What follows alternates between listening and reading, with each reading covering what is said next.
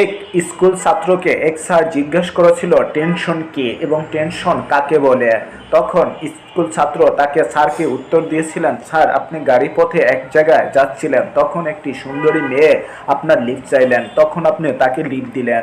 সে তখন গাড়িতে বসে অসুস্থ হয়ে পড়ল। অসুস্থ হওয়ার পর দেখতে পাইলেন যে সে মেডিকেলে নিয়ে ভর্তি করার পর দেখা গেল যে তার বাচ্চা একটা ফুটফুটে বাচ্চার জন্ম দিলেন। তখন এই বাচ্চার বাবাকে মেয়েটি উত্তর দিলেন যে এই বাচ্চার বাবা আপনি।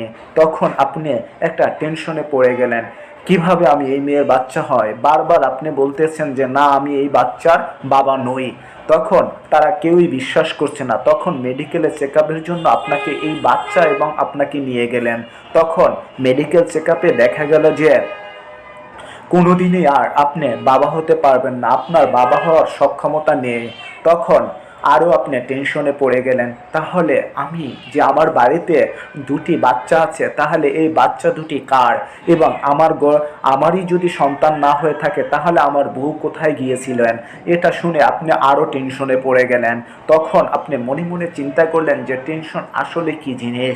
দেখা গেল যে বাস্তব পরিকল্পনায় টেনশন এরকমেরই একটা জিনিস। এরপর পরবর্তী ভিডিও পাওয়ার জন্য আপনারা চ্যানেলটিকে সাবস্ক্রাইব করে রাখবেন এবং নতুন ভিডিও আশা করার জন্য আপনারা অবশ্যই বেল আইকনে ক্লিক করে রাখবেন। আশা করি আপনারা সবাই ভালো থাকবেন, সুস্থ থাকবেন এবং শরীরের দিকে খেয়াল রাখবেন এবং টেনশন জিনিসটা যত পারবেন কমিয়ে নেবেন।